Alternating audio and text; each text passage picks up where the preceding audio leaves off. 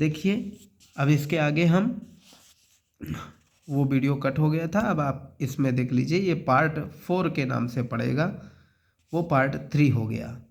Anilinium धनायन की अनुनादी संरचना। Anilinium means जो लोन पेयर था, अब उसमें अगर कोई हाइड्रोजन आ जाए तो इस तरह का स्ट्रक्चर मान लीजिए अब ये बन गया, तो अब यहाँ पे ये अनुनादित संरचनाएं शो नहीं कर पाएगा। क्यों नहीं कर पाएगा?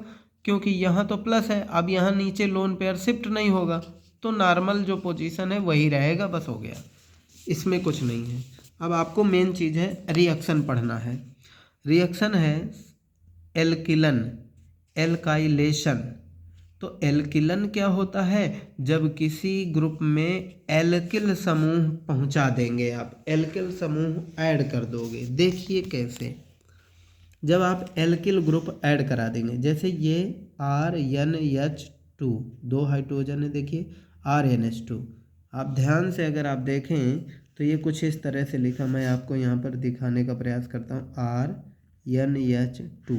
अब इसमें जब हम एल्किल हैलाइड की रिएक्शन कराएंगे तो आप तो ये जानते हैं ये माइनस वाला होता है, और यहाँ देखिए ये एल्किल ग्रुप कैसा होता है, ये प्लस वाला, क्योंकि नाइट्रोजन इलेक्ट्रॉन खींचेगा।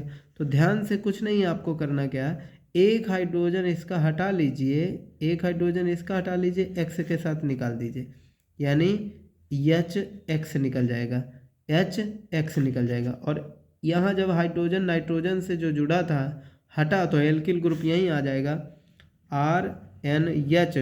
अब एक हाइड्रोजन हट गया, बदले में आपका एक एल्किल ग्रुप और आ गया, तो इस तरह से आपका द्वितीयक बन गया। अभी देखो इसका हाइड्रोजन अभी भी है, इसलिए एक बार एल्किल ग्रुप आपका फिर से ऐड कराएंगे, फिर ये वाला H इसके X के साथ निकल जाएगा, और वैलेंसी खाली होते ही नाइट्रोजन से ये एल्किल ग्रुप फिर से जुड़ जाएगा। और यहाँ देखिए आप तीन तीन एल्किल ग्रुप इसी तरह से जोड़ दिए गए। ध्यान रहे अभी भी एल्किल हैलाइड से रिएक्शन हो जाएगी, क्योंकि लोन पेयर मौजूद है, और लोन पेयर की पहचान होती है कि ये दे करके एल्किल ग्रुप को अपने साथ मिला लेगा। एल्किल को क्यों? क्योंकि हाइड्रोजन जब इलेक्ट्रॉन खींचेगा एल्किल से तो यहाँ पर पॉजिटिव साइन आता है। हाइड्रोजन हमेशा निगेटिव होते हैं, ये आप जान लीजिए। निगेटिव हो गए तो एल्किल पॉजिटिव हो गए, पॉजिटिव हो गया तो इसे इलेक्ट्रॉन कमी हो गई, यही लोन पेयर अपना शिफ्ट कर दिया नाइट्रोजन एल्किल पर और अपने साथ मिला लिया। तो 3 एल्किल पहले से थे, चौथा भी आ गया नाइट्रोजन पर, प्लस भी लग जाएगा क्योंकि ये लोन पेयर दे रहा है, और यक्स पे निगेटिव आ जाएगा। तो देखो चारों एल्किल ग्रुप हो गए, अब प्लस चार्ज लग गया, और बाहर X माइनस हो गया क्योंकि ये पहले से निगेटिव है। फिर चतुष्क लवण बोलते हैं, अमोनियम का चतुष्क अमोनियम लवण, ओके, चतुष्क अमोनियम लवण, ओके, यानी एल्किल ग्रुप आप बार बार इसमें ऐड करा दिए तो एल्किलन हो गया। अब जो दूसरा हेडिंग है एसिलन, एसिलेशन। अब ये एसिलन क्या है? जब एसिटल ग्रुप आप प्रवेश करा देंगे, देखिए ये आपका प्राथमिक एमीन है, RH2 नहीं है, क्या है? RnH2, इसमें RCOCl ग्रुप होता है, इसको बोलते हैं अम्ल क्लोराइड। RCOOH की जगह पे ये हट करके क्लोरीन आया है, नहीं तो ये एसिड ग्रुप था पूरा, RCOOH। अम्ल क्लोराइड है, एसिटल क्लोराइड भी बोलते हैं। इसका एक H हटा दें तो यहाँ का क्लोरीन के साथ HCl निकल जाएगा, और यहीं से कार्बन के साथ नाइट्रोजन ऐड हो जाएगा। तो देखिए R के साथ NH बस बचेगा क्योंकि एक हाइड्रोजन हट चुका, RnH, और इसी नाइट्रोजन से वैलेंसी जब खाली हो गई, एक हाइड्रोजन हटा, तो देखो वहीं से जुड़ गया, जहाँ से ये वैलेंसी खाली हुई तो कार्बन से सिंगल बॉन्ड से जुड़ जाएगा ये नाइट्रोजन, और C double bond O and R, ये पूरा उसी तरह C double bond O and R प्रतिस्थापित एमाइड टाइप का बन गया, क्योंकि CO ग्रुप मिल गया बीच में, CO ग्रुप, एंड इधर भी एल्किल ग्रुप है, इधर भी एल्किल, तो एमाइड है एक तरह से कहें तो ये आपका हो गया एसिलन, क्योंकि एसिटल ग्रुप आपका पूरा इसमें इंटर कर चुका है, आ गया, ऐड हो गया।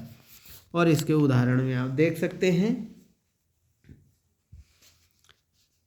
ये आपका टॉलुइन है। यहाँ से नाइट्रोजन से एक हाइड्रोजन हटेगा तो पूरा COCH3 ऐड हो जाएगा, क्योंकि H और Cl निकल जाएगा।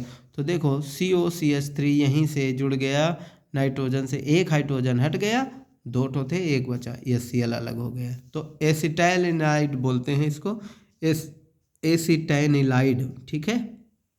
एसिटल ग्रुप इंटर कर गया, एसिटिलेशन बोलते हैं, एसिलन बोलते हैं। कार्बिन एमीन अभिक्रिया बहुत फेमस रिएक्शन है 12th क्लास के लिए।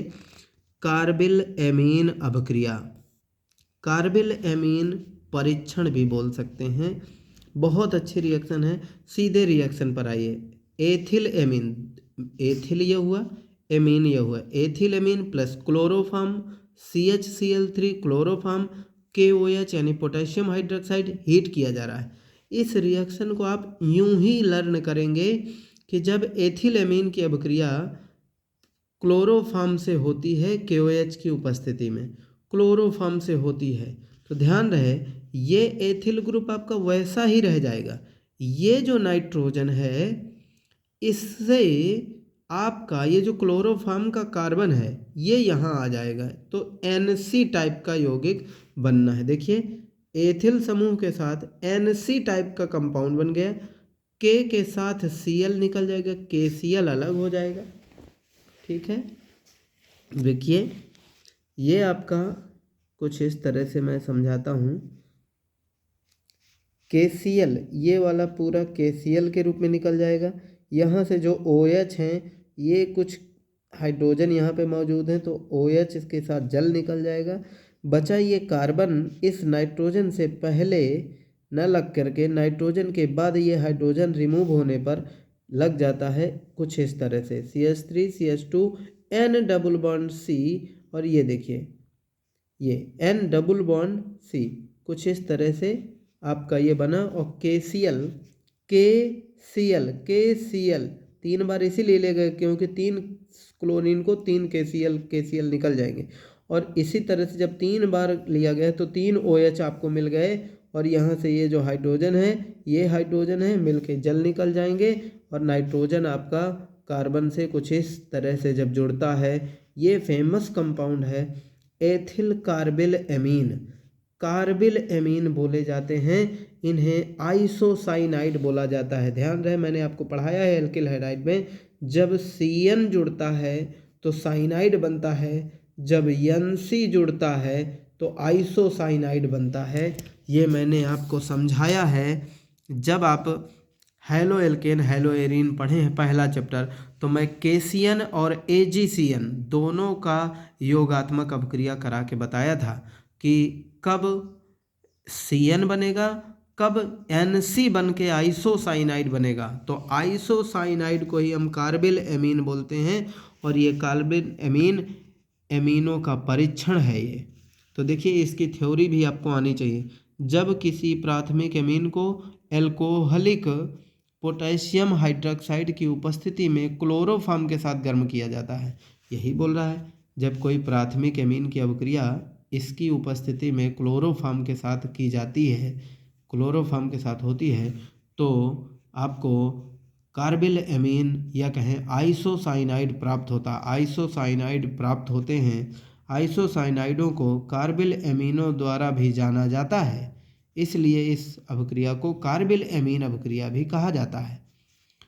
और ये है आपका एमीन परीक्षण। देखिए यहाँ पर लिखा है आइसोसाइनाइड की बहुत तीक्ष्ण दुर्गंध होती है, यही है परीक्षण, आइसोसाइनाइड परीक्षण, कार्बिल एमीन परीक्षण, क्योंकि इसकी गंध बहुत बेकार की होती है।